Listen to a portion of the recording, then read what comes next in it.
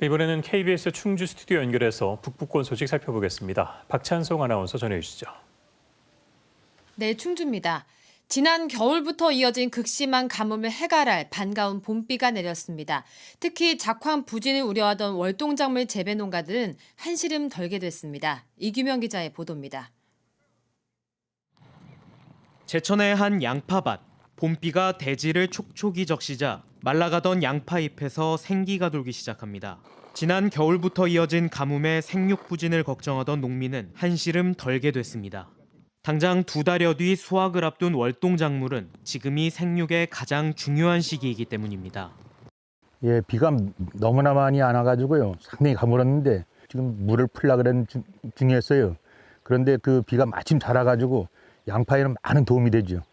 지난 겨울부터 이어진 긴 가뭄 탓에 최근 6개월 동안 충북의 강수량은 170여 밀리미터로 평년의 76.5% 수준에 불과했습니다. 때문에 농민들은 관정에서 물을 끌어와 스프링클러로 물을 뿌려야 했습니다. 하지만 내일까지 충북 지역에 최대 40mm의 비가 예보돼 극심했던 가뭄도 어느 정도 해소될 전망입니다. 이 스프링클러 설치를 어제까지 했어요. 오늘 아침까지 했는데 다행히도 비가 와가지고 참 좋습니다. 반가운 봄비에 충북 지역 저수율도 상승하며 곧 시작되는 모내기 등 영농철 용수 공급도 차질 없이 진행될 전망입니다.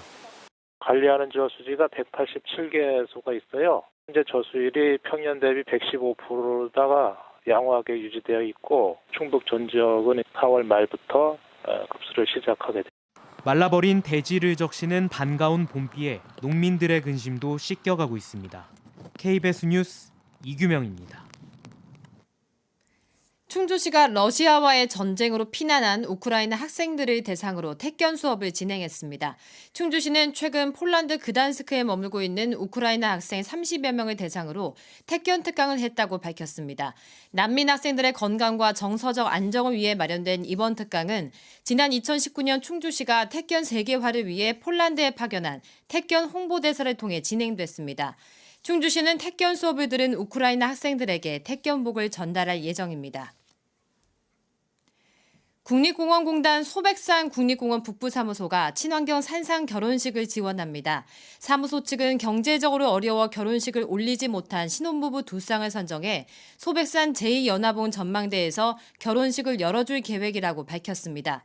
사무소 측은 결혼식 당일 전망대를 1일 예식장으로 꾸미고 웨딩드레스, 메이크업을 지원하는 한편 제2연화봉 대피소에서 숙박도 제공할 계획입니다.